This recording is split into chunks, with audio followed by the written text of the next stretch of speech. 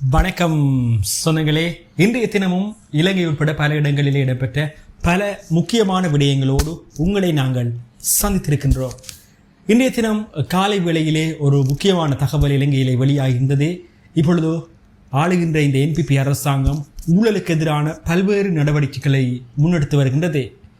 இன்றைய தினம் கூட முன்னாள் அரசியல்வாதி ஒருவருக்கு 16 ஆண்டு காலம் கடூழிய சிறை தண்டனை ஒன்று விதிக்கப்பட்டிருக்கின்றது. முன்னாள் வடமத்திய மாகாண ஆளுநர் SM ரஞ்சித் அவர்களுக்கு இன்றைய தினம் 16 ஆண்டுகள் கடூழிய சிறை தண்டனை விதிக்கப்பட்டிருக்கின்றது. அதனோடு இணைந்ததாக அவருடைய தனிப்பட்ட செயலாளராக பணியாற்றிய முன்னாள் அமைச்சர் SM சந்திரசேகர அவர்களுடைய மனைவியார் சாந்தி சந்திரசேகர அவர்களுக்கும் இன்றைய தினம் 16 ஆண்டுகள் கடூழிய சிறை தண்டனை விதிக்கப்பட்டிருக்கின்றது. வடமத்திய மாகாண முதலமைச்சராக 2012ஆம் ஆண்டு தொடக்கம் 2015ஆம் ஆண்டு கால பகுதியிலே பணியாற்றிய பொழுது அவர் சம்பளத்தோடு சேர்த்து சட்டவிரோதமான முறையிலே தனது தனிப்பட்ட வாகனங்களுக்கான எரிபொருளினை பெற்றிருக்கின்றார் என்ற குற்றச்சாட்டின் அடிப்படையிலே லஞ்ச ஒழிப்பு ஊழல் ஆணைக்குழுவினால் இந்த வழக்கு தாக்கல் செய்யப்பட்டிருந்தது. அதன் தீர்ப்பு இன்றைய தினம் அறிவிக்கப்பட்டிருந்தது. இதன்படி இலங்கையினுடைய அரசியல்வாதி ஒருவர், அதே போன்று முன்னாள் அமைச்சர் ஒருவருடைய மனைவி உட்பட இந்த இருவருக்கும் இன்றைய தினம் நீதிமன்றம் இந்த 16 ஆண்டுகள் கடூழிய சிறை தண்டனையை விதித்து தீர்ப்பளித்திருக்கின்றது. இது இலங்கையினுடைய அரசியல் வரலாற்றிலே ஒரு பேசப்படுகின்ற ஒரு முக்கியமான தீர்ப்பாக அமைந்திருக்கின்றது. அதே போன்று நாளைய தினம் இந்தியாவுடைய பிரதமர் நரேந்திர மோடி அவர்கள் இலங்கைக்கான உத்தியோகபூர்வமான விஜயம் ஒன்றினை மேற்கொள்ளவிருக்கின்றார். நாளைய தினம் தொடக்கம் எதிர்வரும் ஞாயிற்றுக்கிழமை வரை அவர் இலங்கையிலே தங்கியிருந்து பல்வேறு சுற்று பேச்சுவார்த்தைகள், பல்வேறு ஒப்பந்தங்களிலே அவர் கைச்சாத்திட காத்திருக்கின்றார். இதன் காரணமாக இப்பொழுது இலங்கையிலே பல்வேறு வீதி நடைமுறைகள், குறிப்பாக மாற்று வீதி ஒழுங்குகளை மேற்கொள்ளுமாறு போலீசார் அறிவித்திருக்கின்றார்கள். பல்வேறு தடவைகள் கொழும்பு கட்டுநாயக்க அதிவேக நெடுஞ்சாலை உட்பட பல பகுதிகள், கொழும்பின் பல பகுதிகள் அடிக்கடி மூடப்படும் என்று இப்பொழுது கொழும்பு பகுதிக்கான பாதுகாப்பு போலீசார் அறிவித்திருக்கின்றார்கள். எனவே நாளைய தினம் முதல் இவ்வாறான நடைமுறைகள் கொழும்பிலே இருக்கும் என்று அறிவிக்கப்பட்டிருக்கின்றது.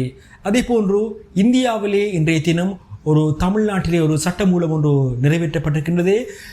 அந்த தமிழ்நாட்டினுடைய முதலமைச்சர் ஸ்டாலின் அவர்களினால் இலங்கையினுடைய கச்சத்தீவினை மீளப் பெறுவதற்கான ஒரு ஒப்பந்தம், அதாவது ஒரு உடன்படிக்கை இன்றைய தினம் தமிழ்நாட்டு நாடாளுமன்றத்திலே நிறைவேற்றப்பட்டிருக்கின்றது. எனவே இந்த தீர்மானமானது இப்பொழுது இந்தியாவினுடைய மத்திய அரசுக்கு அறிவிக்கப்படவிருப்பதாக தெரிவிக்கப்படுகின்றது. இப்பொழுது இலங்கையிலே உள்ளூராட்சி சபைக்கான தேர்தல் அறிவிக்கப்பட்டிருக்கின்றது.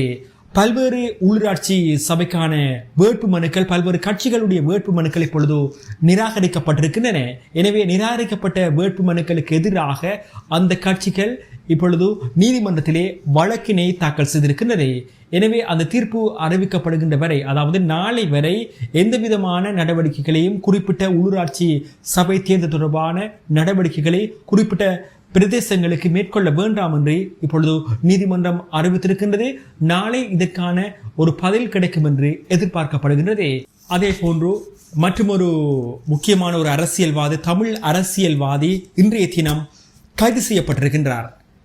மட்டக்களப்பு பகுதியில் பாசிக்குடா பகுதியிலே வைத்து தமிழர் விடுதலை கூட்டணியுடைய தற்போதைய தலைவர் அருண் தம்பிமுத்து அவர்கள் இளஞ்ச ஒழிப்பு ஊழல் ஆணைக்குழுவினால் கைது செய்யப்பட்டிருக்கின்றார்.